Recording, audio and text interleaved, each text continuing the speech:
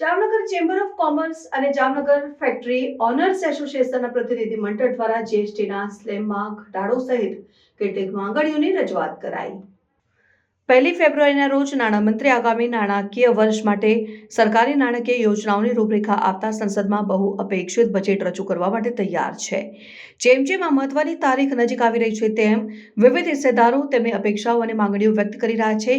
Jamnagar chamber of commerce અને Jamnagar factory owners એસોસિએશનના એક પ્રતિનિધિ મંડળે સરકારને ઔપચારિક રીતે વિનંતીઓની યાદી રજૂ કરી છે। તેમની મુખ્ય માંગણીઓમાં ગુડ્સ એન્ડ સર્વિસ ટેક્સ સ્લેબમાં ઘટાડો છે, જે તેઓ માને છે કે વ્યવસાય ઉપરના નાણાકીય બોજને ઓછો કરશે અને પ્રદેશમાં આર્થિક વૃદ્ધિને ઉત્તેજન આપશે।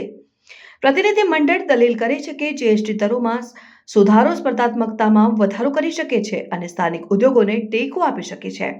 ખાસ કરીને વધતા ઓપરેશનલ ખર્ચને કારણે ઊભા થયેલા પડકારોના પ્રકાશમાં તેઓ આશા રાખે છે કે બજેટની ચર્ચા દરમિયાન આ દરખાસ્તો પર વિચાર કરવામાં આવશે, કારણ કે તેનો હેતુ જામનગરમાં વધુ સાનુકૂળ બિઝનેસ વાતાવરણ ઊભું કરવાનો છે। જેમ જેમ બજેટ રજૂઆત નજીક આવી રહી છે તેમ તેમ તમામની નજર નાણામંત્રી પર રહેશે તે જોવા માટે કે સરકારની રાજકોષીય નીતિઓ જામનગરના પ્રતિનિધિ મંડળ દ્વારા રજૂ કરાયેલા ઉત્પાદન અને વેપારી સમુદાય સહિત વિવિધ ક્ષેત્રોની ચિંતાઓને કેવી રીતે દૂર કરશે।